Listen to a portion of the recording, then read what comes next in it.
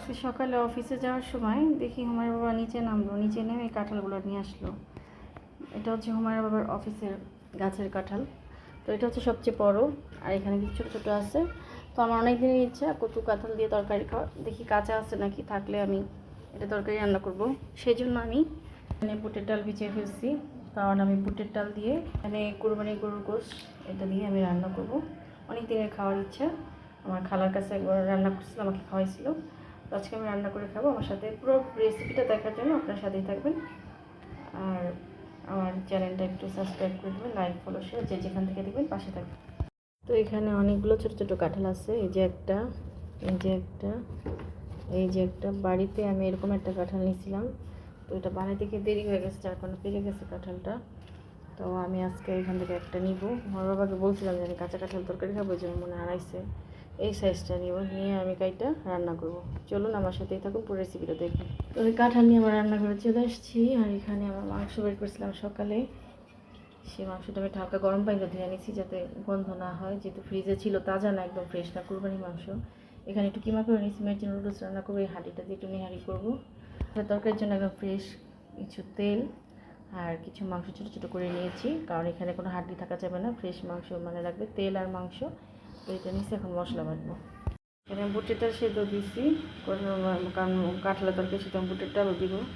এখানে মশলা নিয়ে নিয়েছি বাটার জন্য।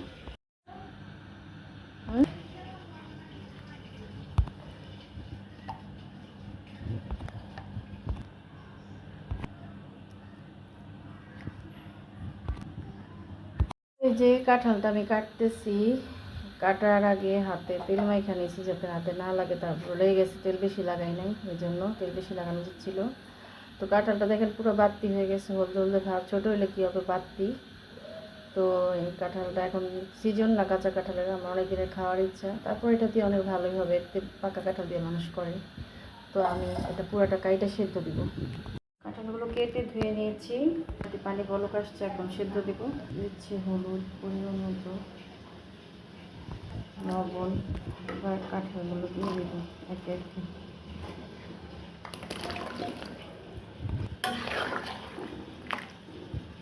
তো আমার কাঁঠালটা সেদ্ধ হয়ে গেছে, এখন আমি এটা চুলাটা বন্ধ করে পানি থেকে উঠিয়ে নেব। যে সেদ্ধ হওয়ার পর ঠান্ডা হয়ে গেছে, তারপর যেহেতু কাঁঠালটা একটু বাড়তি, তাই বিচিগুলোর খোসা মোটা মোটা, এগুলো বাইসে নিতে হবে। আমি বেছে নিচ্ছি অনেক কষ্ট করে, বেছে নিয়ে এগুলো মুখে লাগবে। আমি অনেক কষ্ট করে বাইসে নিচ্ছি, এখন রান্না করবো মশলা কষায়। মাংসটা রেডি করবো, এর জন্য আমি যে দারচিনি এলাচ তেজপাতা দিচ্ছি।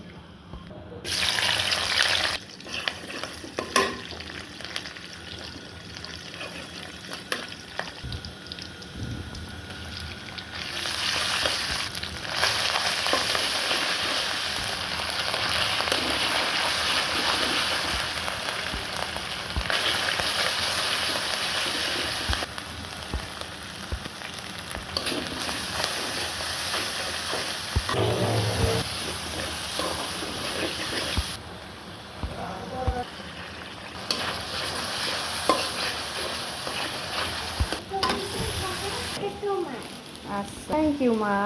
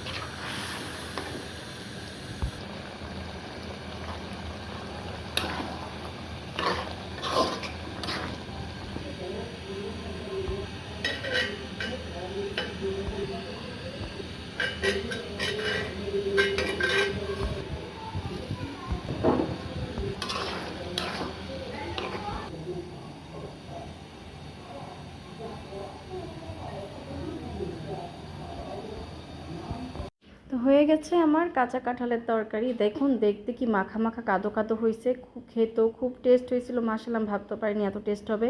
আর এই টেস্টটা হয়েছে বেশিরভাগ বুটের ডাল দেওয়ার কারণে। বুটের ডাল দিলে কাঁচা কাঁঠালের সাথে অনেক মজা হয়, অনেক টেস্টের। মাশাআল্লাহ, অনেক দিনের ইচ্ছা পূর্ণ হলো, অনেক দিন ইচ্ছা ছিল, কিন্তু অনেক কষ্ট হয়েছে আমার রেসিপিটা করতে, এক হাতে সব করতে। আল্লাহ হাফেজ, ভালো থাকবেন, ভালো একটু সাবস্ক্রাইব ফলো শেয়ার করে দিবেন।